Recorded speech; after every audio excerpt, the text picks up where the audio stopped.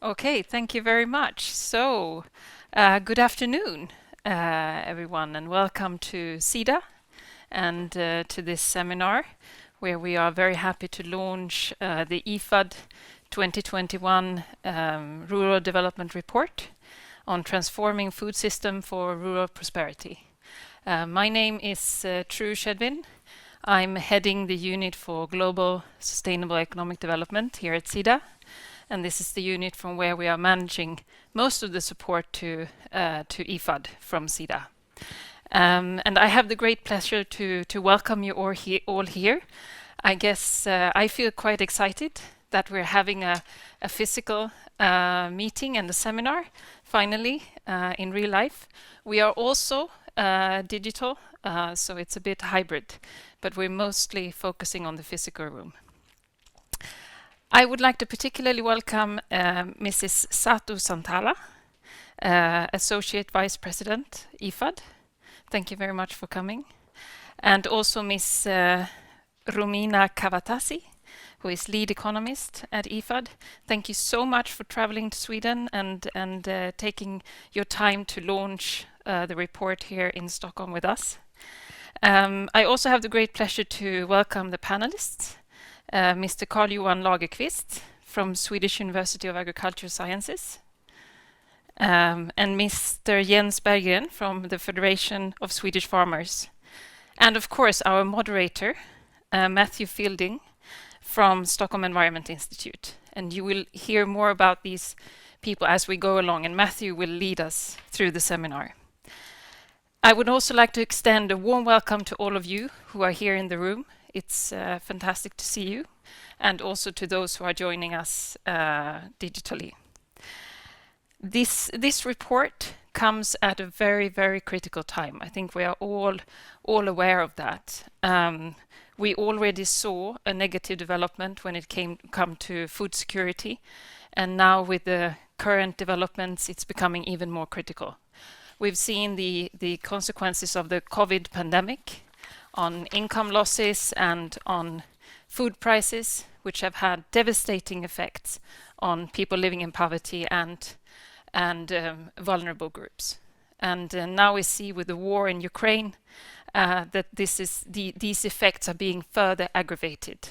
And really it's those groups that are living in poverty and the most vulnerable who are affected the most. And as we are all aware also, we have the climate crisis is extremely acute.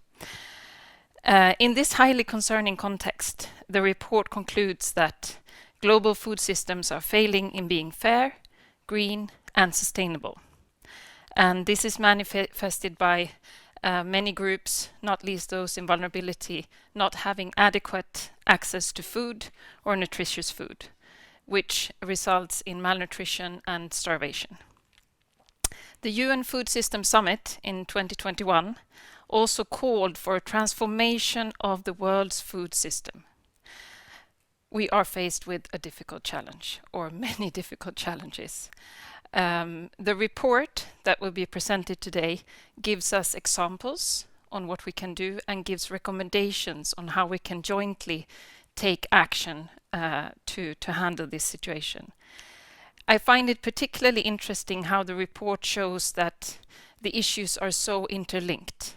It's about the agriculture sector, of course, and rural development, but it points also to the linkages to preconditions for trade, diversification of economies, access to markets, digitalization, innovation, and among other things. I also find it interesting having followed the debate for a very long time on the role of the agriculture sector in development, and how the report so convincingly shows how important small farmers are, local small farmers, and how productive they can be, and that they can actually produce diversity of food better than larger farms. I am extremely happy that we get this opportunity to discuss these important issues here today. So thank you very much, IFAD colleagues, for joining. And I look forward to a very interesting discussion today. And I'm handing over to Matthew. Thank you very much.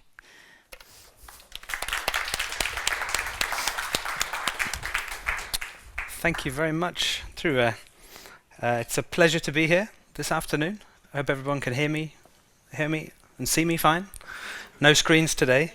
Welcome to this seminar on transforming food systems for rural poverty. It's again we welcome IFAD back to SIDA to present their rural development report.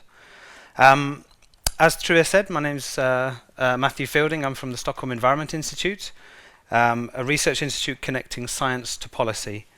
And in this seminar, we're going to be hearing a presentation from Romina presenting the report, and which promotes rural livelihoods, rural people who are front and center of transforming food systems, alongside the need to improve nutrition and protect the environment. And judging what's been happening over the last few days, weeks, months, years, this kind of pro-poor and innovative thinking is exactly what we need to support. Allow me to offer some context for the Rural Development Report, which really shows how much it contributes to this current situation before we hear from our guests today. So, as we saw, already prior to the Russian Federation's invasion of Ukraine, international food prices had already reached an all-time high. Thus, the challenge of food security for many countries, especially low-income countries dependent on imports, leaves them exposed. I'm sure we're all familiar now with two main drivers of the problems caused by Russia and Ukraine being at war: the wheat exports, or the reduction in wheat exports, the embargoes on exports, also barley, maize, sunflower oil, but also the Russian Federation is the largest exporter of fertilizers, nitrogen, potassium and phosphorus as well, which are all crucial to agriculture in the developing and developed world. Presented at a recent FAO meeting, the Director General of the FAO, at a meeting at the G7 agricultural ministers, said that under the mildest and shortest of scenarios, global prices are expected to rise by around 10% for grain and oilseeds, which will lead to the number of people being malnourished in the world increasing by 7.6 million people. And this is the most conservative projection that they released. Looking in parallel, we also see some major takeaways from the most recent IPCC report. The climate crisis is increasingly hindering efforts to meet the nutritional and calorific needs of humanity through extreme weather, usually droughts, but this can lead to multi-breadbasket failures. Whilst here in the EU we should be quite insulated from these price increases, it's disheartening to hear from our EU leaders making calls to prioritize productivity over sustainable farming goals. There is a risk that sustainability is replaced by land degradation in order to produce more in the short term. This system is not working. But we can see change happening. Biodiversity loss is increasingly being taken seriously, and over this last weekend we had people working on a Paris Agreement for nature. The IPCC report itself has strong calls for focus on adaptation and nature-based solutions, which is in line with this report we'll be discussing today. Peaceful societies are fundamental for equitable and sustainable production and distribution within food systems. And likewise, equitable and sustainable production and distribution within food systems can create conditions favorable for peace. Food systems are interconnected and adaptive and can be transformed. The Rural Development Report has a strong focus on options for adaptation. IFAD has already done so much work to engage in these rural areas where 3.2 billion live and where adaptation and nature-based solutions are at their most achievable. And we'll be hearing more about this soon. So, without further ado, a little bit of a view on what we'll be doing today. After the main report is presented, we'll hear some reflections by our two panelists today, Carl-Johan Lagerqvist, the Professor of Business Economics and the Head of the Department of Economics at the Swedish University of Agricultural Sciences, SLU, and also Jens Berggren, the sustainability expert from the Federation of Swedish Farmers. And then, and this is where it gets interesting, and then we will turn to our live audience in the room for questions and reflections on those discussions as well. And it's great to have everybody here. But without further ado, please welcome onto the stage our colleagues from IFAD, Satu Santala, the Associate Vice President, External Relations and Governance at IFAD, and Romina Kavatasi, the Lead Natural Resource Economist and author of the report. Please welcome up on stage.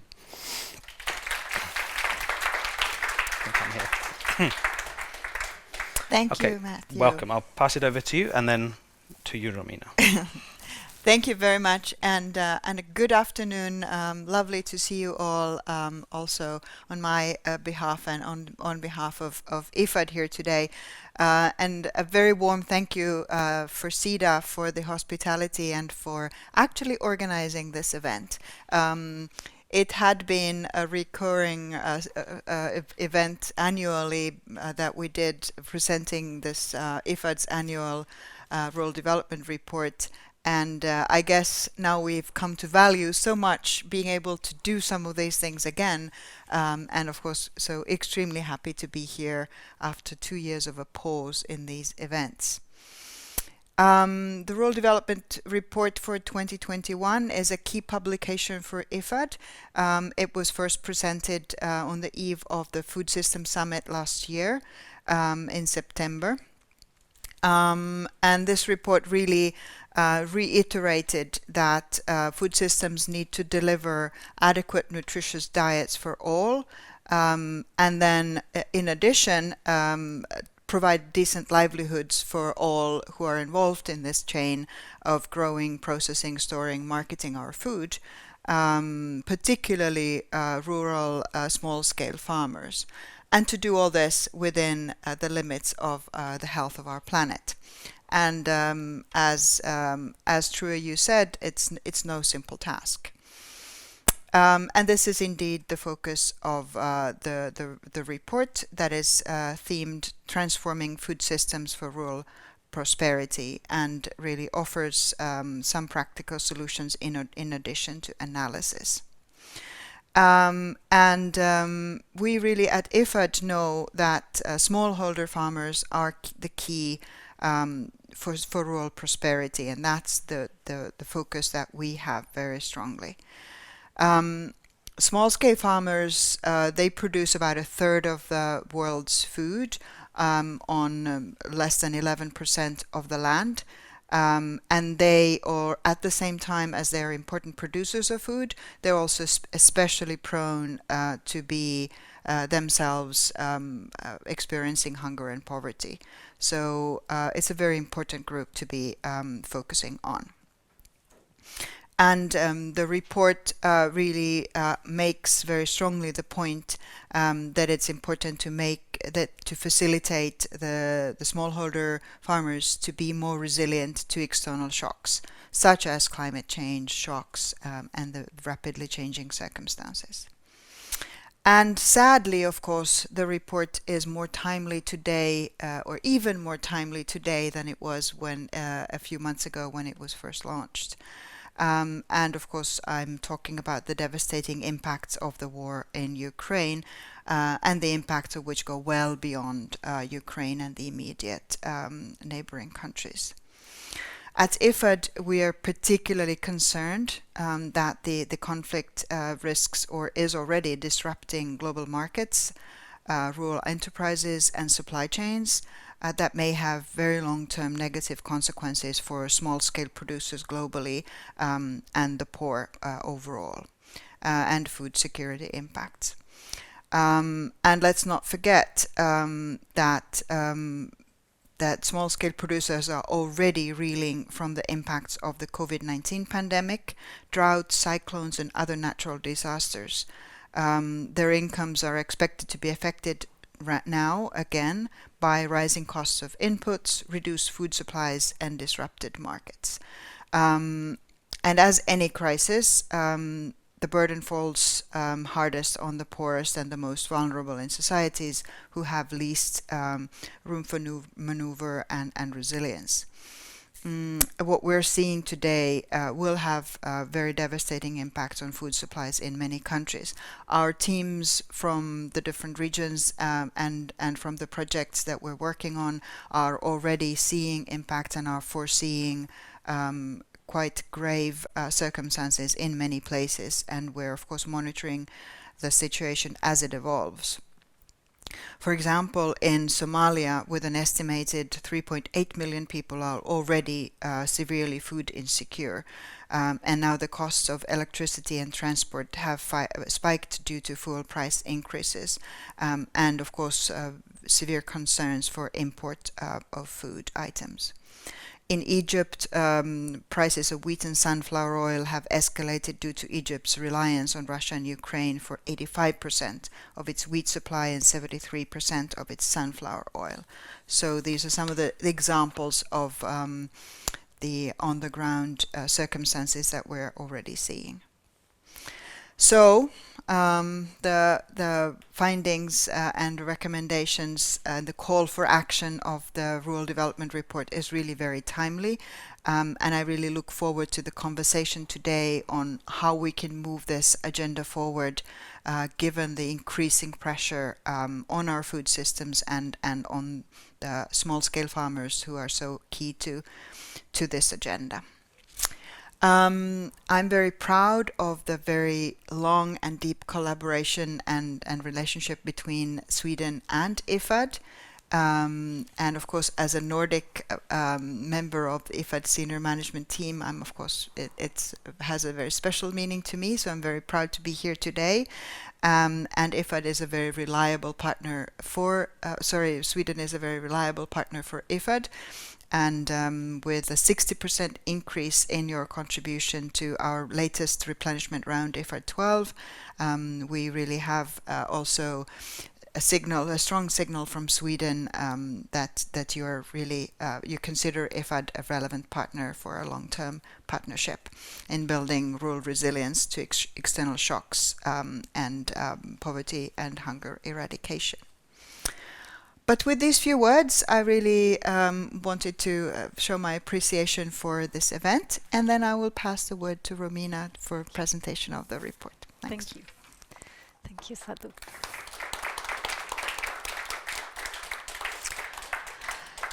Thank you very much, and it's a pleasure to be here. Very happy to be in a meeting in person in Stockholm. It's my first time in Sweden. And thank you very much for inviting and for having organized this. I hope we'll have an engaging discussion. My name is Romina Cavatassi. I've been already introduced. I'm a lead economist at IFAD with a natural resource economic background. And I've been coordinating the preparation of the Rural Development Report, which is IFAD flagship publication, and which we developed in collaboration with Wageningen University and Research Center from a number of background studies that contributed to the report and which we used and elaborated together in a very nice and strong collaboration. The report is rather thick, but I'd like to focus on some key highlights, particularly relevant for what has been already mentioned during the introduction, and which we can discuss together. Of course, it's clear that we've been talking a lot in the last few years, and even more relevant now, about food systems. So not just to focus on production and consumption, but on the entire system and the drivers. So also what influence the consumption patterns, the cultural background, ecological drivers, economic drivers, etc. And it's clear that something isn't working when we hear that about 800 million people go to bed hungry and 2.4 billion are food insecure. The striking part is also that in conjunction with this, there is also what we call the triple burden of malnutrition. So there is not just hunger and food insecurity, but on the other side of the coin, there is also a lot of overweight and obesity. And the third burden is the lack of micronutrient that is also very relevant in many countries. At the same time, the environmental footprint is very high. The global food system contribute to the greenhouse gas emission by 37%, which is quite a striking percentage. The agriculture sector, including forest and livestock per se, it's around 24%, but the whole food system is 37%. But in addition to the greenhouse gas emission, there is also the footprint related to the loss of biodiversity, in addition to pollution, plastic and many others.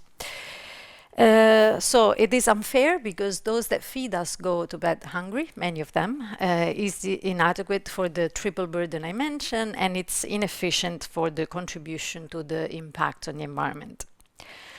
Now, of course, there have been a number of reports on food systems. So how is IFAD contributing to the debate around food system?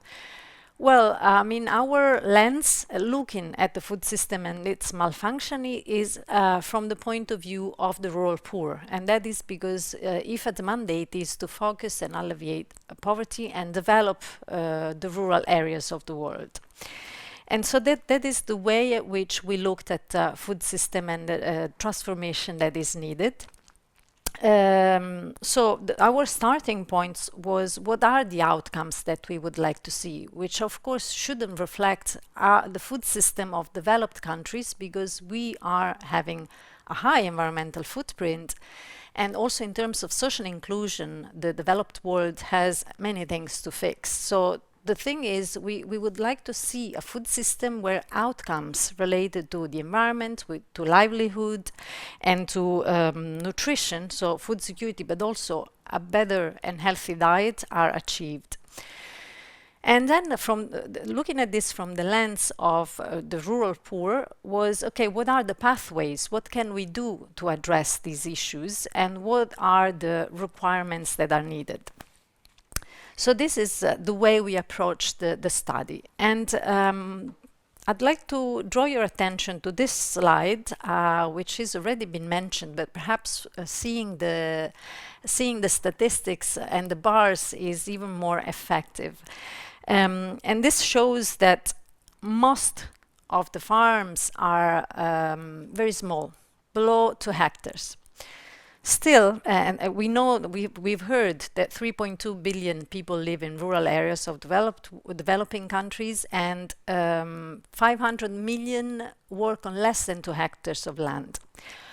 The total of land they farm is nearly 11%. Still, they produce 31% of our food, in terms of calorie.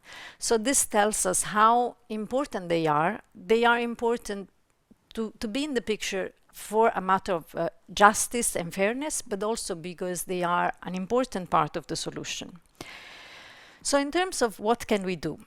We know that still to feed such a large population we are in the world, we need to enhance productivity, but we need to do that in a sustainable manner, so within planetary boundaries. And this means shift towards nutrient diet and diversified diet. And this is important and doable if we think that most of our calories come from only 3 crops, wheat, maize, and rice. It tells us that we can and should diversify because there are hundreds of crops and varieties out there. And this is also connected to the second key point, which is support nature-based solution. But in doing this, we need to support, particularly in developing countries, what are the trigger and the drivers that can support these types of shift, which is through advisory services, infrastructure, digitalization, and in the divide, especially for digitalization, we should make sure that they are not left behind. This is even more important now, and it was clear also during the pandemic. Now, I'd like also to shift a little more towards the climate aspects. This was also strongly raised during the COP26. And this is because a lot of investments are usually going towards mitigation. So we know that to address climate change, we need to mitigate, of course, we need to reduce our emissions, we need to compensate our emission, but we also need to adapt because unfortunately climate it will not change in the future. It has changed, it's changing, so it's present, it's not future anymore, and we need to address it now. It's already late.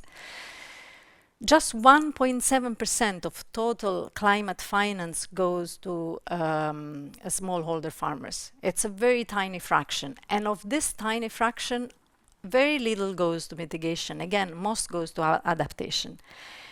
Given IFAD mandate, we do things a little different. So in our case, this is the climate finance. We are tracking the investments we make in climate focused activities, and in our case, most of the investments we make are going towards adaptation, and that is because our beneficiaries, the smallholder producers, do not contribute that much to climate change in terms of emission. They do to some extent, but very little, whereas they are very much exposed and vulnerable to climatic shocks and climate change. So they need to be supported in adapting to climate and in becoming more resilient. And so here I'm just giving some examples. And of course, the difficulty with adaptation is that adaptation is very context specific. So mitigation, in a way, if you plant a tree in a country or in another country, you still sequester carbon, maybe with some differences in terms of amount of CO2 sequestered. But it's still an activity that you're sure can sequester carbon.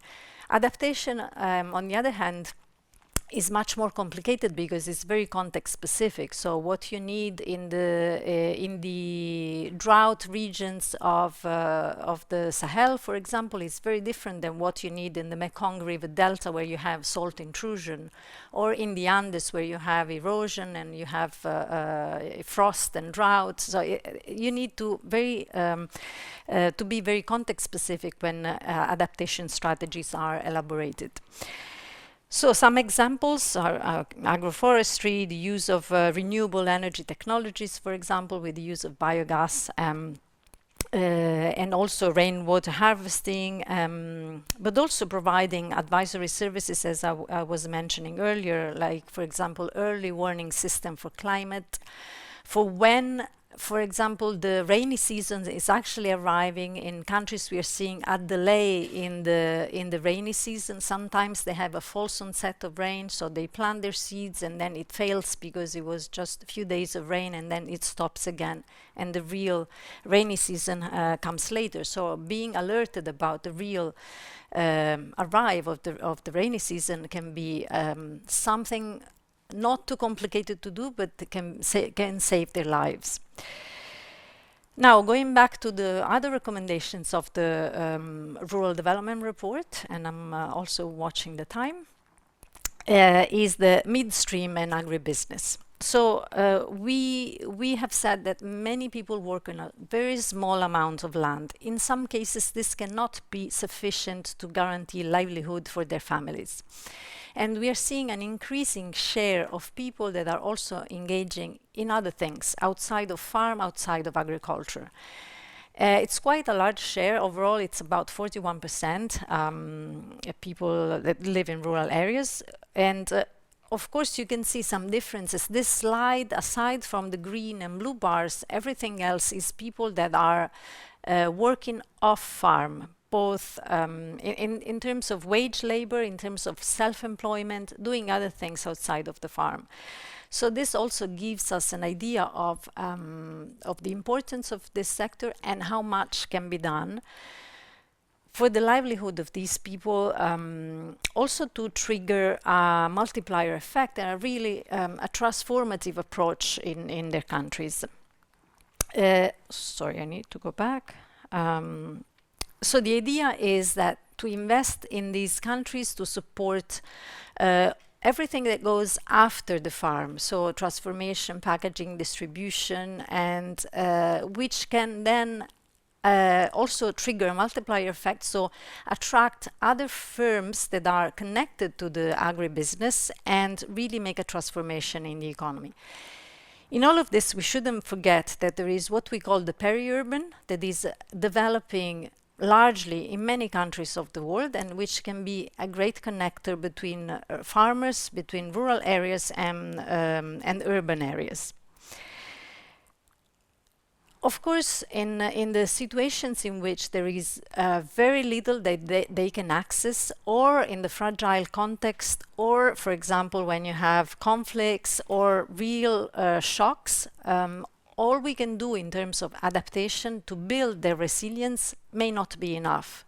So in those cases, when a real shock, when something really acute and not just chronic happens, we do need to use safety nets. And also for people that have very little endowments, safety nets are important, and social insurance.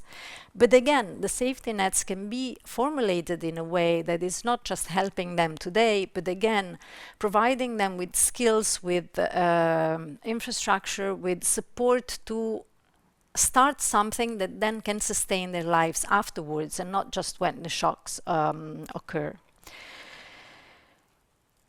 One thing we shouldn't forget is also the demand side. What can we do in terms of consumers? And this is something we can do, again, everywhere in the world, because a lot of what is called the reverse thinking. So what is the role of consumers in all this setting? Because what we eat and what we consume is mostly coming from the market, but it can also be demand driven. So shifting towards a diet that is more diversified, that is more that is healthier, would help a lot, switching also the production and the market overall. And this requires, though, a lot of investment in education in particular, in using labeling, in using market to make sure that the market is tailored towards this type of objective and not just towards profit. But profit, yes, we cannot forget the profit because it drives everything. But support in terms of using the market to make this switch happen and support the demand towards a healthy and diversified diet. So what we call the reverse thinking.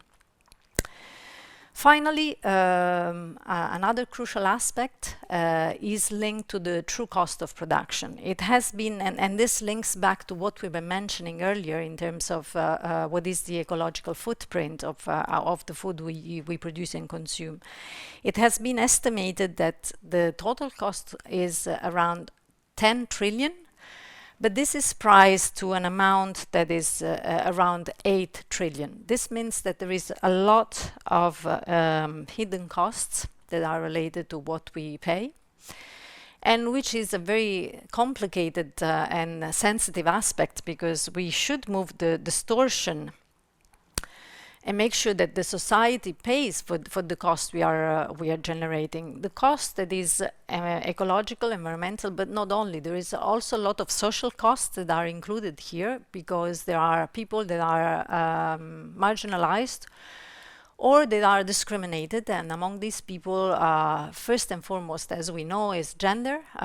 Is very well known that women do not have the same access and the same reward and salaries that men have in the world. It has been estimated by the World Economic Forum that it will need still 156 years for women to reach the parity in terms of access to labor, to resources, and to have the same salaries and system of resources.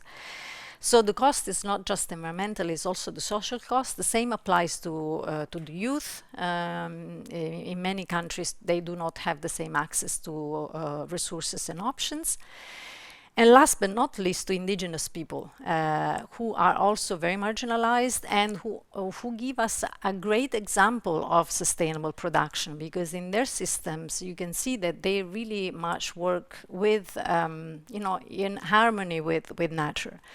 So again, including, and I'd like to say that if we want to look at things from the economic point of view, it's also, we're missing a lot out, not including, not giving the same opportunities to women, youth, and indigenous people, because we are productive, we do have a lot to contribute to the world. I'm talking as a woman now, but I'm talking also for all the others that are discriminated against, and so it will be also a great contribution to what we can achieve together. Of course, to achieve all of this, it requires alignment of policies, coordination, collaboration, which in a moment in which we're seeing a war very close by, many others happening in the world, sounds a little rhetoric and difficult to achieve, but still we shouldn't lose hope and aim for that. And with this, I'm done. Thank you very much.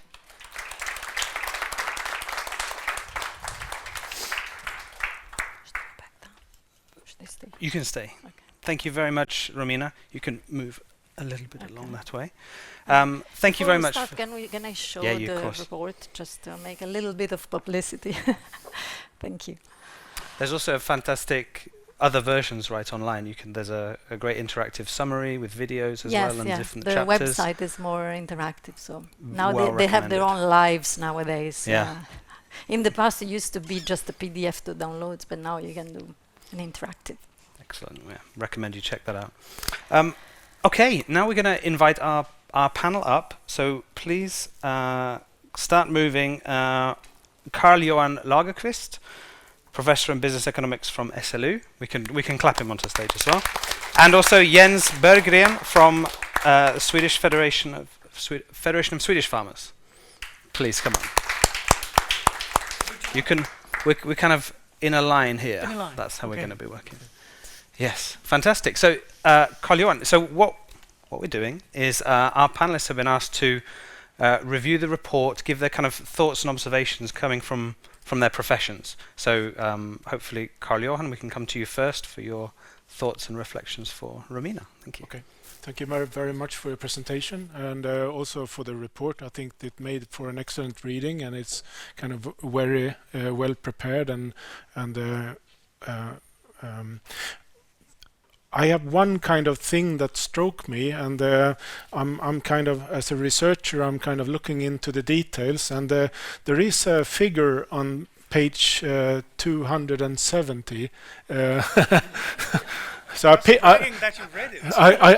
picked on the details directly. No, but I think that the idea with that table, if you will have the chance to read it, is kind of pointing to one of my kind of reflections. I like the report. I think it's a nice piece of work. I like that you have policy recommendations after each chapter. This table that I was kind of diving right into is kind of combining these different aspects, these different chapters with the different recommendations, and points to how these different aims and policy objectives could be consistent. And it's striking to see the details that you have paid to this, and I really allude this kind of modeling that you have used to reach to this. And I was thinking that it would have been very informative when presenting this kind of work to showcase the goal conflicts or the policy conflicts that comes when you have kind of structured the report by looking into each kind of component individually.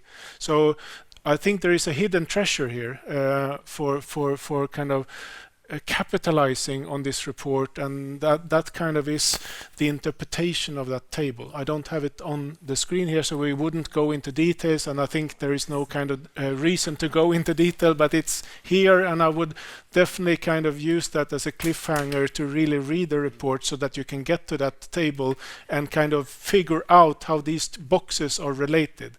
Because if you do, then I think we have reached another step of the understanding of the challenges that this report kind of points to. Can you give an example of these the goal conflicts that you see? Perhaps one of the examples would be great. I will do that. One of the things that strikes me is kind of the conflict between open trade and local food production. But at the same time, I mean, we have been fortunate for a couple of years to live in a world that has been fairly kind of or made it possible to have like open trade, and we have seen a society that has kind of developed into taking the benefits of that, and of course also leaving the negative consequences. But one of the challenges is that you're kind of facing, and it's also kind of within that structured table, is the goal conflict of how to get into more of a local perspective, local production, local food processing, while also keeping the benefits of the open trade. And the policy kind of issues that remain for different levels of policy to ensure that they cover not only the breadth but also the depth. And then I was kind of also intrigued by this table because there is also, I mean, I understand the IFAD kind of objective to work with the rural poor, but I'm also kind of thinking about if we are trying to work for rural prosperity by changing the food system in the way that you have outlined in the report, what is the change in perspective that we could take by also, or perhaps think of the food processing as the hub or the kind of the engine in this kind of transformation process? Because to my understanding, of course, we need to empower local food production. It's there that the quality originates, and the kind of the concern about the needs of the local people can come, and there's differences in different regions and in different countries, so that will have the opportunity to bring that into the equation, so to say. But also I kind of, to some extent, would perhaps have wanted to see a little bit more about the challenges that exist in and the policy that we can take to foster local food processing, because that is, I mean, if we just compare it to the Swedish case, the food processing is where we determine the value of the output and the value of the production that is then available to consumers in different ways. And we also have to think about the kind of the structure of the value chain to promote those kind of benefits to the end users. On the other hand, and I kind of, that will be my last reflection, I really like how you structure the report by putting an emphasis in the first case on consumption, and with the idea that that by kind of developing people's mindset and giving people the right and to kind of request food of good quality, that could have kind of effects throughout the value chain. And so those are my very quick kind of observations. So thank you. Thank you. Thank you very much. Yeah, please do. Yeah, so first, it's very interesting to have these kind of meetings and interaction, because you think about other areas of the report that in 20 minutes presentation cannot be covered, so you need to focus on the key highlights. But in fact, the report is enriched by a CGE model, where we try to analyze the interaction between the producer, supply chain, and consumers. So the food system was divided into these three main blocks, let's say, to simplify. But also linking back to the objective, the outcomes we would like to see in the food system, it was, okay, what are we reaching in terms of nutrition, inclusiveness, economy, and sustainability? So the economic aspect was also brought into the analysis, because of course in a ideal world we'd like to forget about that, but unfortunately it's driving all our decisions. And there you can really see, of course it's a model, so with its pros and cons, and the CGE models are very complicated in general, but you could see like how you increasing objective on one side would dramatically decrease or impacts the other side. And so in that regard, it's interesting to see how you need to compromise, because there are trade-offs around all these elements in the picture that we are trying to depict. And so you need to sort of focus on the trade-offs that are minimized rather than in the ideal world, because we know that we need to compromise in certain aspects. And of course, in saying this, the global food trade brings a lot of benefits, but at the same time, combined with this, so the local food processing and the structure of the value chain is an important part in the main report.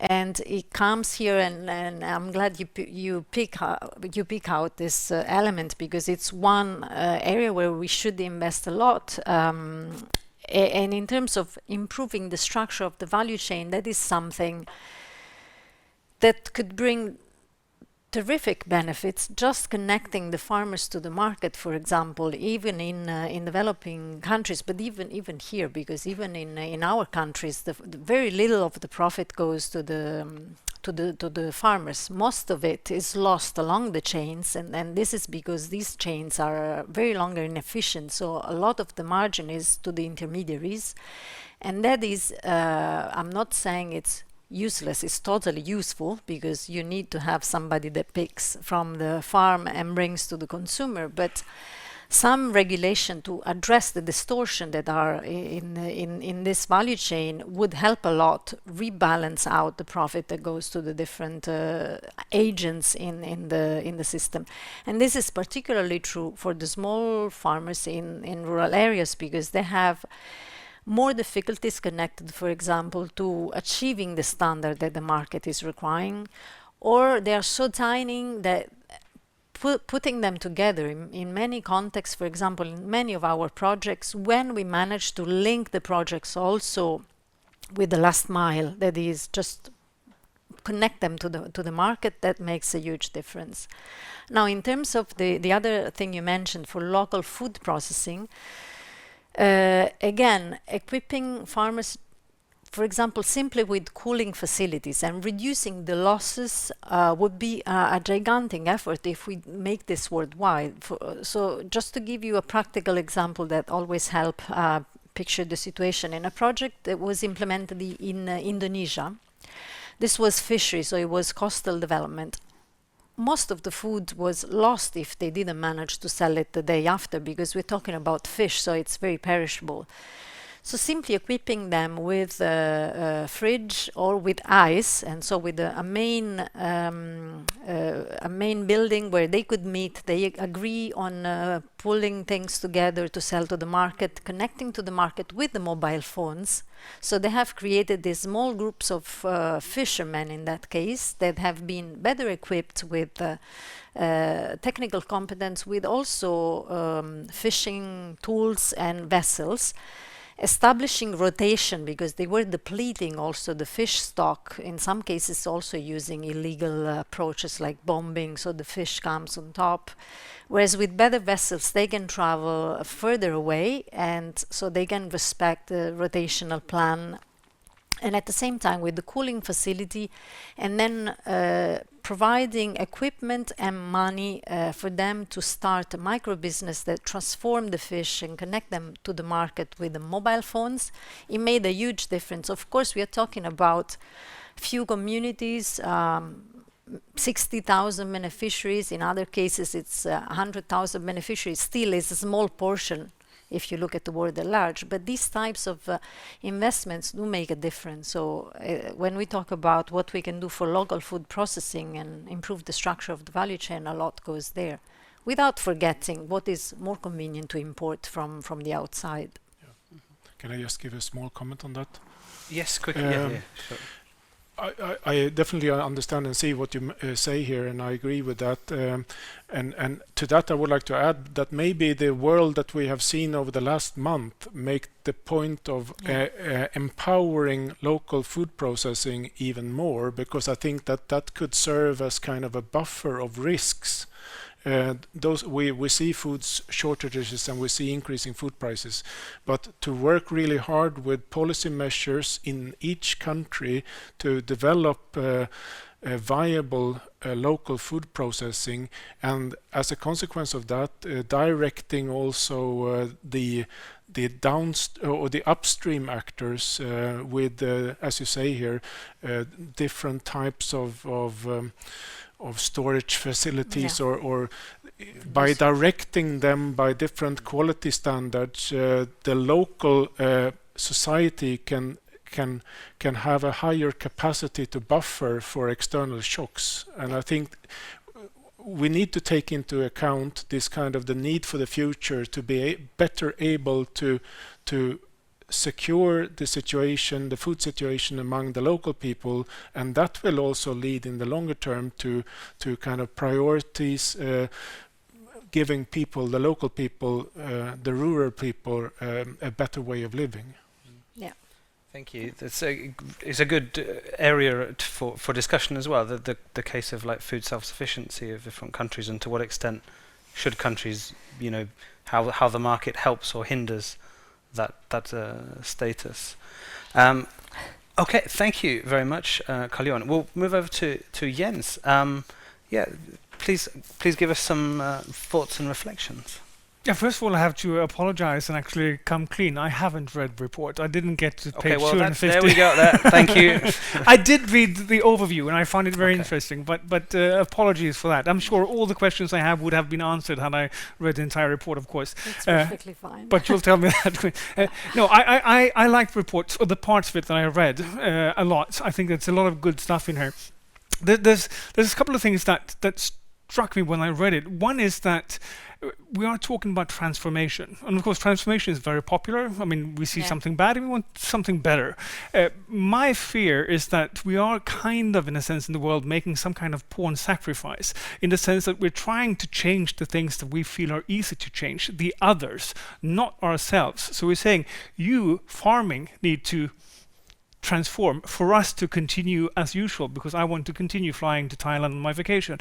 I feel I don't want to be the whataboutism guy here, but I feel there's something of that nature, that we don't really look at this from, because I often get the question, so what can you do to take care of your either biodiversity problem, climate problem? And I always feel that question is wrongly posed. It's rather, how can we together address the challenges of climate biodiversity in society, and what role could farming, forestry play in that transformation of the whole of society, not looking at sort of the sector of agriculture or the sector of forestry or sort of the photosynthesis-based situation in itself. And that, to me, changes this perspective slightly when I look at this.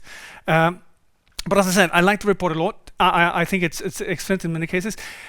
One thing that I feel, and I think this is, of course, due to the nature of it being a scientific report, and it should be like that, but I sometimes get a feeling it's slightly pedestrian, in the sense that you're looking at sort of the recent past and drawing lessons for the next step to take. And of course it has to be like that.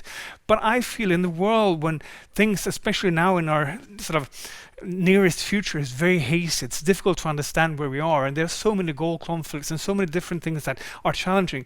I think it would be good if the report also could sort of try to lift your eyes above the morning mist and sort of look at some of the guiding stars that I think are there towards the future. And I think there are some things that, for example, if the figure that was mentioned before, that 37% of climate change or sort of emissions are due to the food sector, 24 of them being from the land use sectors. I often try to be provocative when people tell me that, because I say, oh yeah, you're right, it's terrible. It should be far more than that, not just 23%. Because, and the reason I say that is that if we go back 200 years, agriculture, forestry stood for like 99% of the emissions.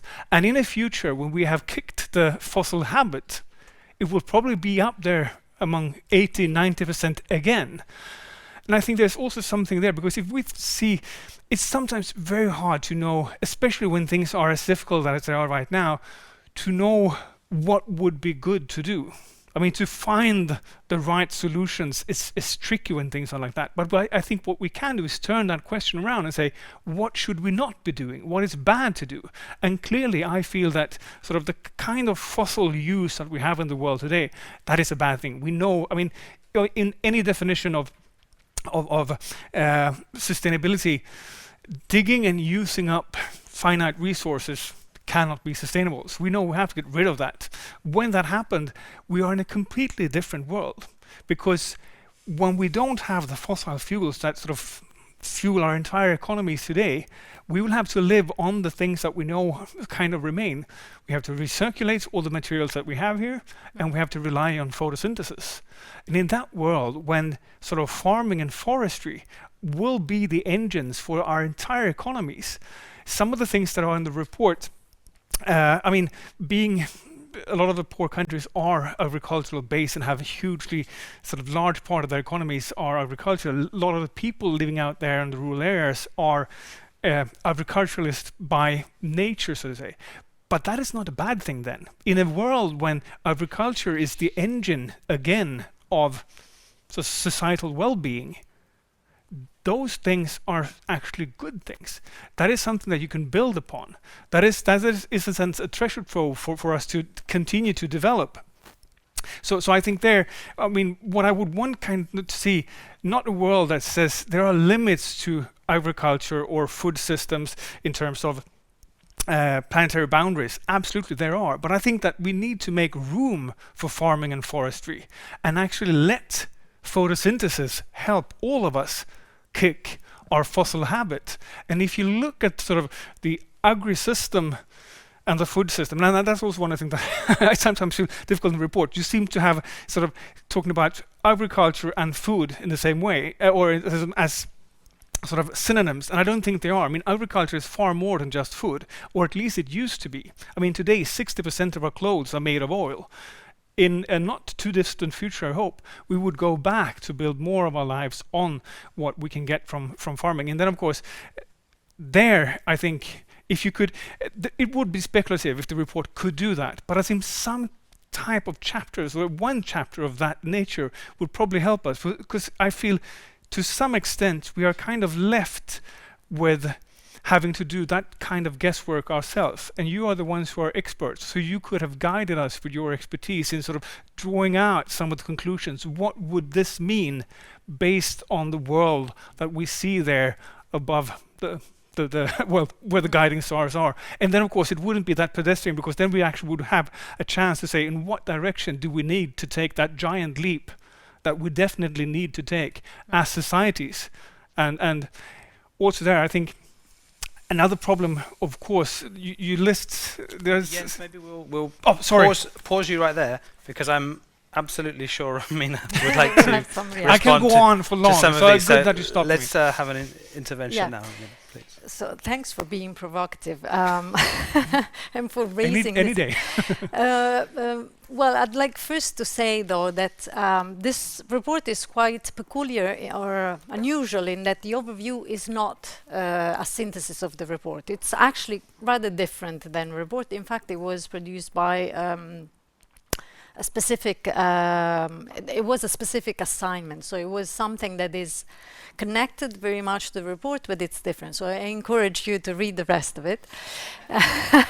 You gave me the chance. Absolutely.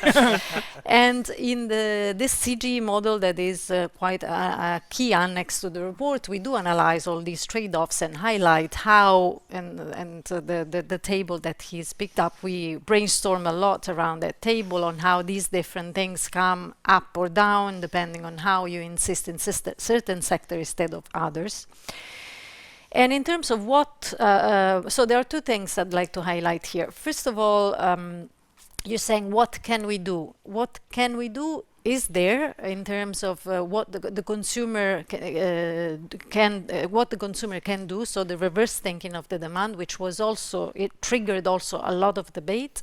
I like as well as the livestock sector, because there is a lot of the, going on around the livestock. But let's not forget, many of the reports that have been published have focused either on the environmental angle or the health diet, so health or environment. This takes a perspective of rural poor. So we're doing that with, being aware of what we're doing, and that's the purpose of this report. So it's not that being focused on agriculture is a bad thing, it's not at all, but for most of these people, they cannot make a living out of that. So the purpose is, okay, what can we do to ensure that also they have a decent livelihood, but without replicating the mistakes we are making in our countries? So the thing is, where do you go it's the outcomes that we are trying to depict a system that doesn't exist. So it's a model that we all need to make some changes to reach that, because we don't have it as well. Perhaps Sweden and the Nordic countries in general are a much better example than what we see in other areas of the world for gender parity, for example, but also for the environment. So for us, it means making compromises with which do not necessarily mean you cannot travel to Thailand for your vacation, but it means going once in a while, but it means giving up on using private cars, for example, or switch to electric cars, using bikes. You do that much better here, despite the weather, than we do in Italy, for example. Or it means also in terms of diets to diversify more, which requires also some organization, because I was talking to Lorenzo yesterday about being vegetarian. It requires an effort, because, for example, to cook legumes, you need to think the day before, put them in water, and it takes time. So that means we also need to switch to and to change habits. I'm totally with you there, but from our point of view, it's a different type of change that we need to make compared to what we are requiring to the focus of this report and to IFAD's beneficiaries. But this is to say we all need to change if we want to reach that objective. And for example, in terms of meat consumption, for many kids particularly, but for many people in developing countries, it is important to eat protein coming from meat. In our case, it means reducing dramatically the consumption of meat. So then being a vegetarian or not is a choice, but certainly we consume too much meat, and that's the same can be done for the heating system or for cooling system. In many countries, they have a 19 degrees in their rooms even when it's not needed. So there are a lot of changes that we can make.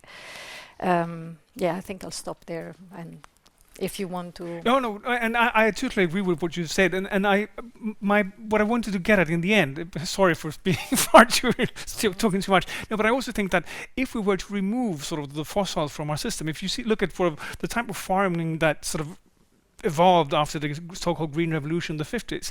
You exchanged a lot of muscles for machinery, often fueled by... And our systems, of course, I believe in Sweden we have moved sort of to some post-Green Revolution society. We would actually use far less and try to be more precise. The tricky part is it's hard to be precise when you know that variability increases with increasing climate change and all that. I do believe in a world... So we see these people as poor because they don't do things the way we do. They're not seen as being as productive. But I guess a lot of our productiveness is partly based on our access to things that are coming from the fossil sector. The reason why we can produce food so cheaply is that we have the doping of fossil fuels in our systems. When those are removed, I think that the rural poor also in sort of poorer countries will have a far better chance. The real challenge there is how do we sort of embrace that opportunity of taking the knowledge, the experience they have of managing photosynthesis. At the same time, that trade-off with having people who are even poorer, who are the landless ones, who when food prices go up, which I think for the long term, it's a good thing. But how do we manage to sort of take care of the poor ones who are not sort of who are just feeling the burden of increasing food prices, not being actual producers of things that in the future will not just be food, fuel, feed, fiber, but also sort of a large part of sort of the raw materials going into the industry, well, that might develop, or maybe also our industries that have to be based on what photosynthesis can supply.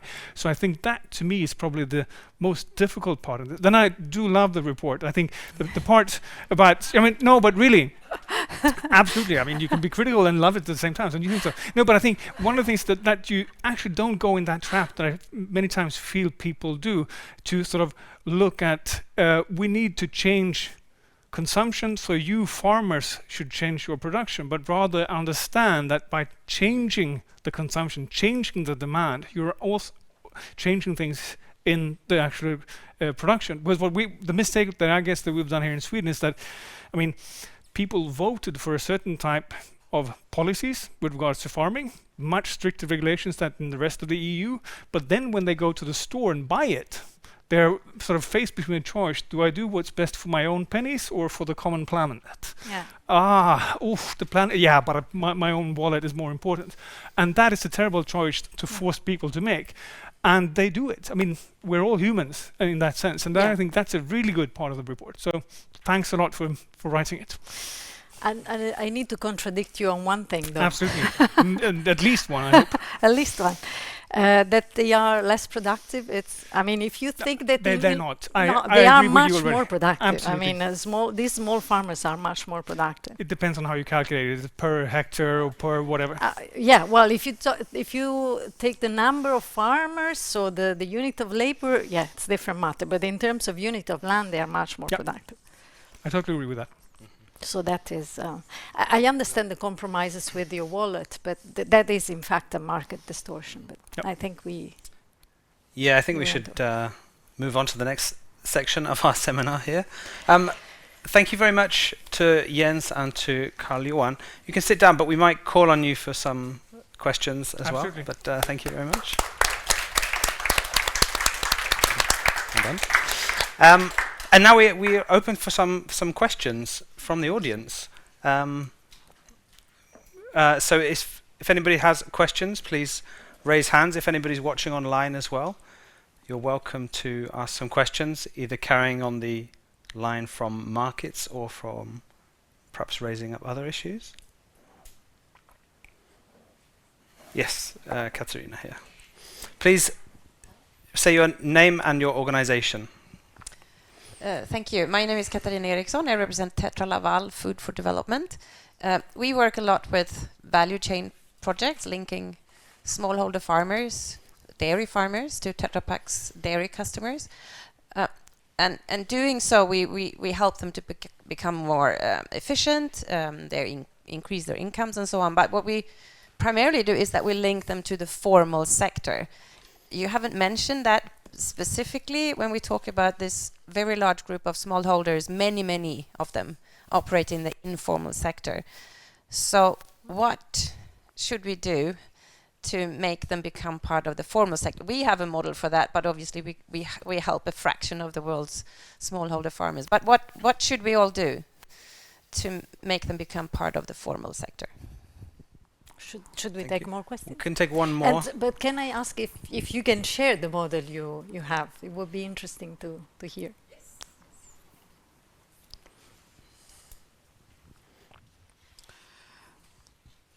My name is Mohammed. I am from Sudan Embassy.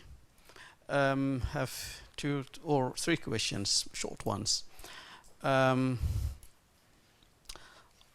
I want to say that the structure of societies necessarily begins with an understanding of man's an economic being.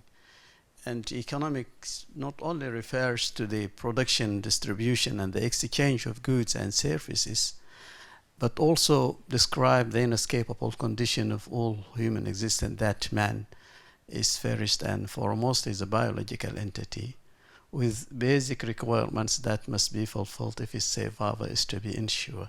Now, to begin with, we must state the first premises of history, mainly that man must be in a position to eat instead, to make life pleasant and create history. But life, as you know, is evolving before everything else: eating, drinking, habitation, clothing, and many other things. And indeed, these are historical facts which is today, as thousands of years ago, must daily and hourly be fulfilled merely in order to sustain the human life.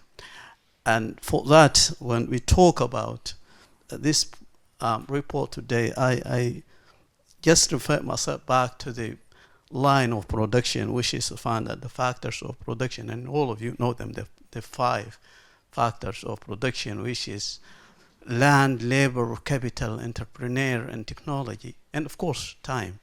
And I want to see how the IFAD in this report find depicted actually the weakest part of this line of production. Which one? I mean, especially if you link that to the small enterprises and traditional agricultural sector.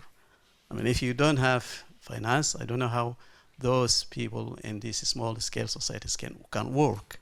If you don't have a technology transfer to them, it looks like also we are asking for something that's not possible. If they don't have, of course, the labor, and sometimes, as you say, the land itself is very limited one. So I think the factors of production we have to analyze and to see if there is any weak part of it, we want to strengthen it in this type of reports.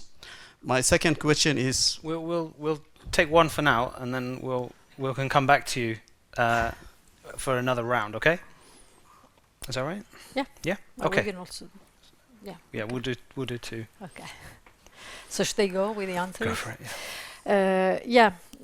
Thanks for raising the formal informal, because in fact, in terms of actions needed to correct market and regulations, a lot needs to be done in the production sector in particular, and that we have seen also during the pandemic, that and also in many developed countries, people working in the agricultural sector are still paid out of wage labor without formal contracts, without formal requirement in many cases. So that is certainly a distortion that needs to be addressed.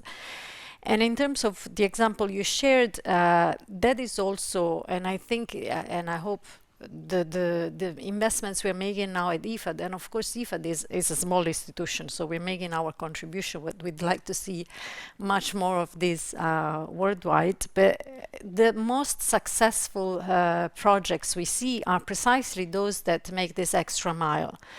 So in many cases, I've worked in this sector for more than 20 years, and actually a lot of my experience is also related to conducting impact assessment. So looking at what are the impacts of the investments we make with regard to the key strategic indicators and objectives, being productivity, being market access, resilience, and also what we do in terms of gender parity, climate, youth, etc.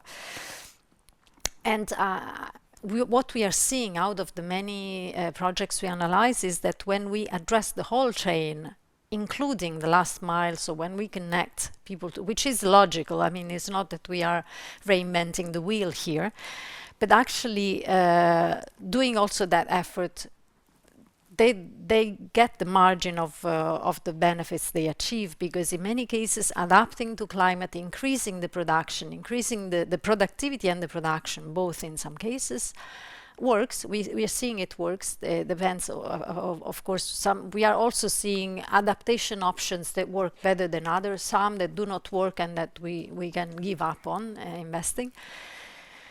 But then what do they do out of this increased production? So in many cases, what works is to connect them to the formal market, because that is the requirement. So connecting them to supermarkets or to restaurants that require certain standard, which means helping them with learning how to achieve those standards, how to select, for example, potatoes or whatever they produce to sell to the market.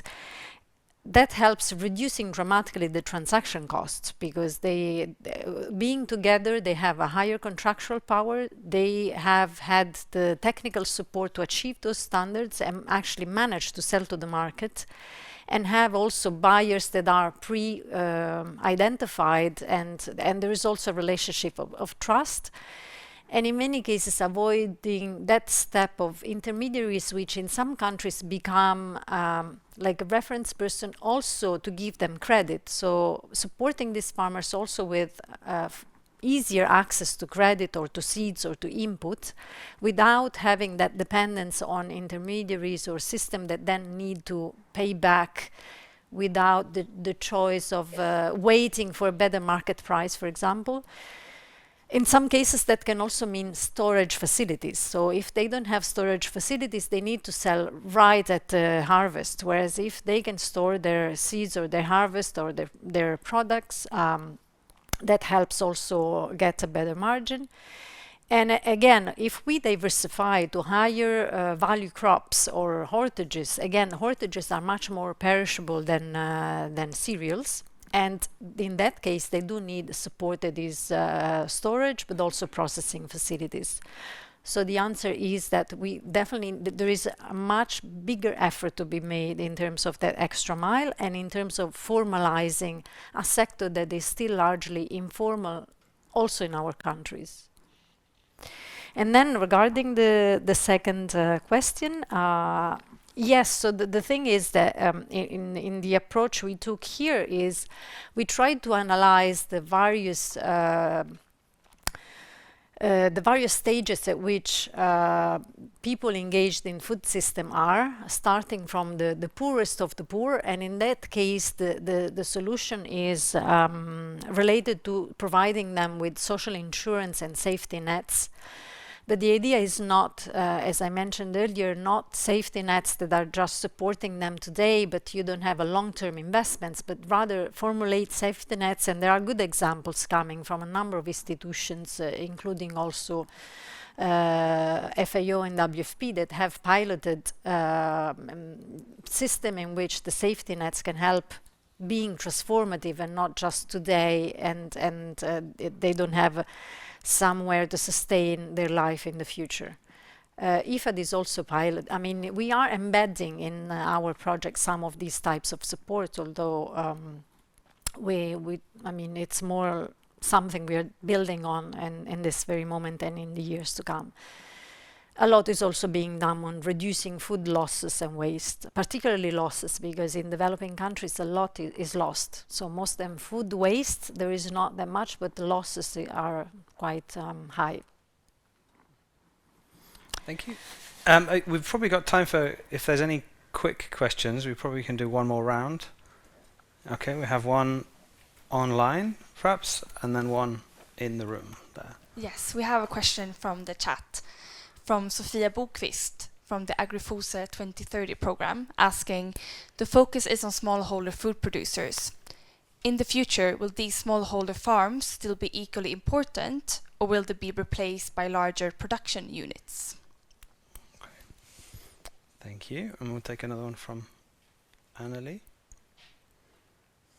Thank you. My name is Anneli, also from the AgriFose 2030 program and SEI.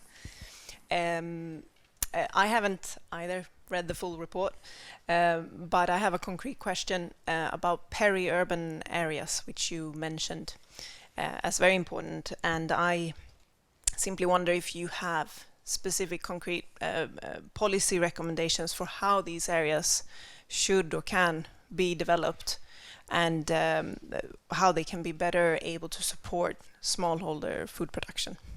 Thank you. Thank you. Over to you, Romina. Yeah, do you want to get... okay. These are... okay, so in terms of would the small-scale producers still be important in the future? Yes, because they are many, and they are producing 31% of the calories we consume, so that gives you already a measure of how important they are. Of course, for what we're saying in the report is they will always be relevant and important. They would need to be supported more than they are at the moment, and particularly what we hope to see is perhaps that in the areas in which they live, they have access to all the resources there, so they make a better living out of the produce they give us. And that requires these types of transformation also of the infrastructure and practical support in terms of agribusiness opportunities. And in terms and this links me to the second question, because I think the peri-urban are very relevant in connecting the rural areas with the urban areas. We don't have specific policy recommendations. That was actually an area where we thought this could be a report in itself, and much more needs to be explored there. And I know there are institutions in this very moment that are particularly looking at the peri-urban role and what they can do.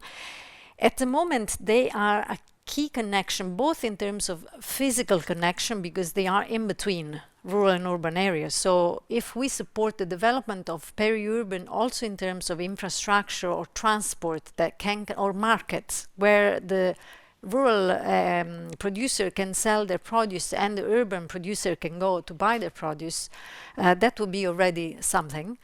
And then also in terms of what they can consume themselves, because the peri-urban areas are more and more expanding, becoming an overall connection between urban and rural. And this is, I think, particularly more now after the pandemic. Many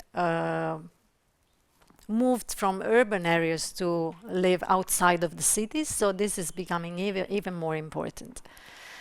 So I think much more can be explored there. But thanks for these questions. Thanks. I wonder, Satu, if you could come up and give us some thoughts on leading from the Food Systems Summit and where IFAD is going in the following year. Yes, thank you. Well, the Food Systems Summit, of course, was a very important moment of really bringing that energy and attention to food systems, food overall, but then the broader systemic thinking. And what we're doing currently in collaboration with other Rome-based agencies and other UN agencies, other organizations, is to look at, so, what does this mean to our everyday work? And a lot of that is, of course, integrated into our project and our work. But then also, what are some of the processes or the collaborations where we can push this agenda forward? A coordination hub is being formed in Rome, where we will all pool some resources together in order to keep this agenda alive. I just think personally that with the current developments and with the food question overall becoming so critical for the world, I think it will be super important for all of us to kind of continue or keep our minds also on the longer term or medium to longer term question, and while the immediate humanitarian needs, of course, in the places where there is not sufficient food right now are super important, and I'm not saying we shouldn't do that, but that we shouldn't forget the thinking that we've been putting together, but really to invest in these food system type things. So that's what we're also engaged with our partners in these conversations during this time. So that's, maybe a little bit, the Food System Summit was very rich in terms of the different work streams, and a lot of work is going on in different parts of the world, and we're engaged with other partners on that. Thank you. It's great to have an update on what IFAD's doing. I want then pass over to you for some final comments from IFAD before we go back to Cedar for the final word. So the floor is yours, both of you. I've had quite enough floor. Yeah. But no, I'd just like to say that it's been very nice to engage with the public here, with people here to discuss these things. So I thank you very much again for having organized this and for inviting us. And we hope that with IFAD we will continue, and with your support we will continue doing some good job to support smallholders develop more, hopefully towards the objectives that we have described and discussed here today. Thanks a lot. Thank you. No, just very warmly echo what you've said, and it's been a really inspiring conversation today, and really interesting. So look forward to continuing these types of discussions. And in addition to the great analytical work and research and reports like this that IFAD does, of course, a major part of our work is really that practical work all over the world with the rural poor and with the small-scale farmers and producers. And it's really great to I'm new at IFAD, so I'm inspired by that work, and it's great to see it come together, and with your support we'll continue. Thanks. Thank you. Thank you very much. And so I think we should have an extra large round of applause for Romina and her intellectual dynamism and able to handle questions from so many different topics. So you did fantastically well. Okay, and now I'll pass back over to our host for the final words. Welcome, True. Thank you very much. So I just wanted to, without kind of prolonging or making you stay further, but to just say thank you very much. Thank you, Romina, for sharing so generously on your very interesting report. Thank you, Sato. Thank you, Matthew, for leading us through this discussion. Thanks, Jens and Karl-Johan, for taking the kind of the analysis in the report even further, provoking a bit. I think it's been fascinating, and clearly this is not a report that will stay on the shelf and collect dust. It will be used. It needs to be used. We have all of the challenges right in our face. I think it was interesting to see how we moved from kind of discussing value chains at the very local level to access to finance and access to technology to the goal conflicts between openness in trade and local food production. So there is a lot here to digest.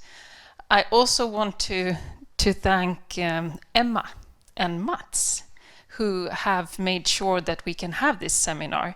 So I suggest we end the whole seminar with a big hand to all of the organizers, Emma, Mats, and SIANI also. Yes, of course. Thank you.